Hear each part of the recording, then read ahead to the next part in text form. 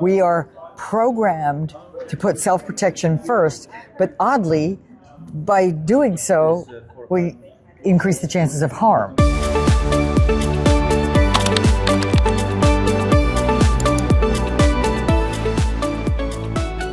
Well, Amy Edmondson, congratulations on your Lifetime Achievement Award. That was amazing. Thank you very much. And welcome to Safety on the Edge.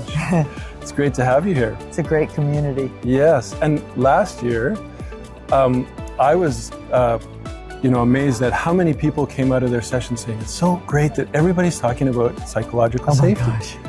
And how it's been woven into it. Yeah, and so I thought it was kind of interesting today when Tom Krause was up and he was sort of talking about the life cycle, I guess, of behavioral-based safety, and you came up and we're just starting to really dig into psychological safety. So what's it like for you to see where we've come?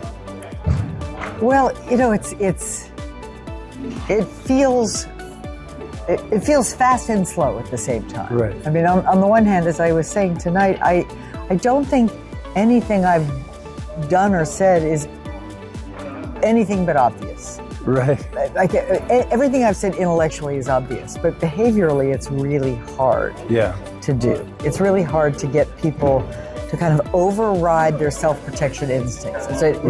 We are programmed to put self-protection first, but oddly, by doing so, we increase the chances of harm, right? Because we protect ourselves from the wrong things. We protect our ego from looking stupid or looking incompetent in some way, rather than protecting our real physical self and our colleagues from real harm. Right.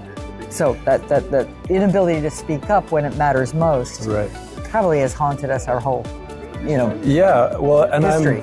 I'm a new student of psychological safety, and someone recently introduced the whole concept of kind versus nice. Yes. And I think you touched on that, and I'm sure they're building out their work. And I was like, oh my God, my whole life I've been nice. And you need but to be not kind. Yeah. So yes, Bill Lee and Nikki Macklin and I wrote a piece, I think about a year ago in HBR on the difference between being nice and being kind. Right. And maybe that's just words, right? But being nice is the easy way out. Yeah. And by the way, being nice is fine for interactions in the grocery store. Especially when you're Canadian. Right, or Minnesota nice or all that, right? Exactly. But I mean, again, for normal social lubrication, being nice is helpful. Right. But for workplace interactions, we have to choose kind, not nice. Right. Where nice is the easy way, don't say what you really think, because it wouldn't be nice. Whereas kind is have enough respect for the other person to say what you're thinking, to express a concern you have, to give them the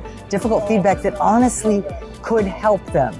Right. I mean, so it's about respecting them enough. As well. And yourself enough, as well. Yeah. Right. So it's about respecting the other enough to be kind. Right. Because kind is hard. Yeah. Well, and I know you put a paper out recently on the 6 things people are doing wrong. Right. And again, or understanding wrong. Right. And it leads to problems. Yeah. And so I won't ask you to go through all 6. Yeah. But maybe if there's a little takeaway for people who are getting into it, or being exposed to it for the first time, what's maybe 1 or 2 things that they can watch out for?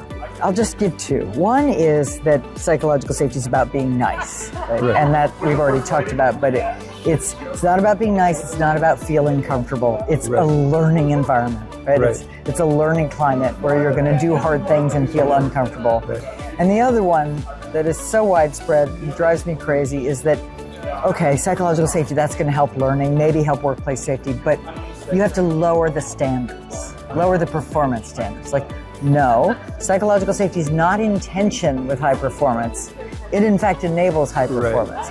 You can think of performance standards or the performance climate around here as one dimension, and psychological safety is the other.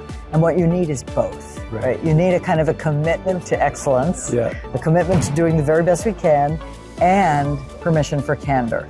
And if you put those 2 together, you get what I call the learning zone, right? And the learning zone is where we're honest with each other, we're noticing hazards even when we're not quite sure, we're speaking up about them, we're asking for help when we don't know what to do, And that is where excellence happens. That's also where workplace safety happens. Right. And maybe just in closing too, because I was curious, because I don't think you started out sort of intentionally focused on safety. Not at all. Yeah. No, I mean, I was focused on, honestly, I got intrigued by the idea of the learning organization, right? Because hey, the world keeps changing. Organizations have to change in order to stay relevant in a changing world.